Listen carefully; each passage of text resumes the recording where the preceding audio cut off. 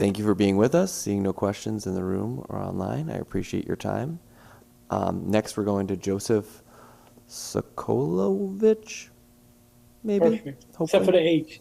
H. Sorry. Good morning, members of the Education Committee. My name is Joseph Kolovic. I am a member of the Board of Education and the Vice Chair. I originally came to testify mostly in support of SB 7 with one amendment, which is to immediately raise the foundation amount to $16,500. But today, as I listened to testimony a bit in horror to our students, one was kind of disrespected by a member of this body, and some clear misinformation was given during testimony. So I had to switch up to addressing these issues and concerns. Starting with the first question asked one of our students about funding and student outcomes compared to other school districts. Bridgeport educates 31% of its students are English language learners. At Capital Prep, which we were compared to, that number is under 10%. Bridgeport educates 3 times the share of multilingual learners. It's not optional. Bridgeport Public Schools gladly does this. The assumption that Capital Prep falls short in this area is entirely accurate. The data don't lie, people do. The same equity exists in special education. More than 20% of Bridgeport students have disabilities, compared to just 8% at Capital Prep. Poverty tells the clearest story of all. Nearly 88% of Bridgeport students live in poverty, compared to 69% at Capital Prep.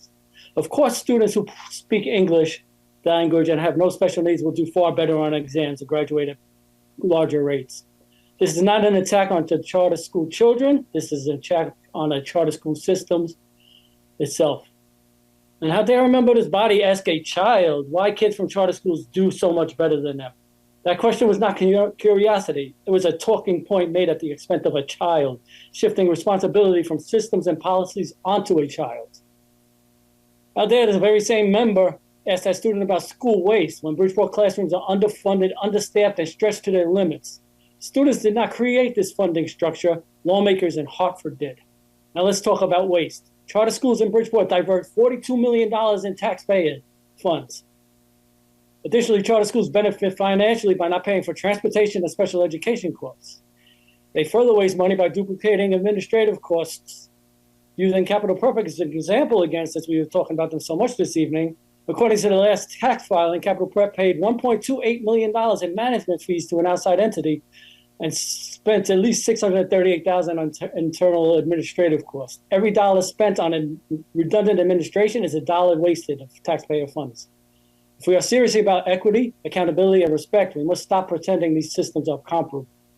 If you have any questions about charters, outcomes, perceived mismanagement, you have an adult in the room right now who either has the answers or could get them for you. Don't wait until one of my kids are in front of you to ask them the question trying to score talking points to bolster school choice, profiteers. Especially from those sitting here from privileged districts with 0 charter schools at all in their district. That is just wrong.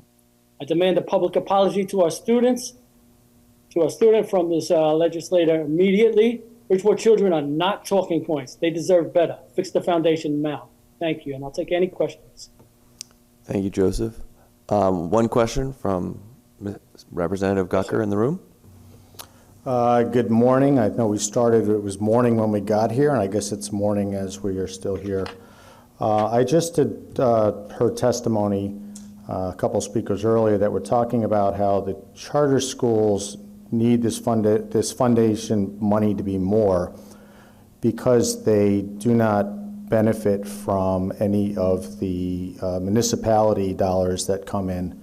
But isn't it true, or has it been your experience, being that you are very active in the Bridgeport Board of Education, that part of the glamour, supposedly, of having a charter school is that they can request dollars from private individuals that public schools cannot do so? Yes, absolutely. And Capital Prep does raise money. I don't have the exact number in front of me, but I just was looking at the 990, and there is a line item for funds. And Bridgeport got 6 charter schools, the most in the entire state. And like I said, it drains $42 million plus, and they can raise money. And they also do save expenses on transportation and special education. Well, I just want to thank you for clearing up some of the testimony that we heard earlier tonight. I found some of it to be as you have, I think, a little misleading and a little insulting, and quite frankly. And I want to thank you for at least trying to set the record straight in your position with the Board of Education in Bridgeport. Thank you, Mr. Chair. You're welcome. Thank you. Thank you, Joseph. Seeing no more questions, we appreciate you being with us. Have a great evening. Next up,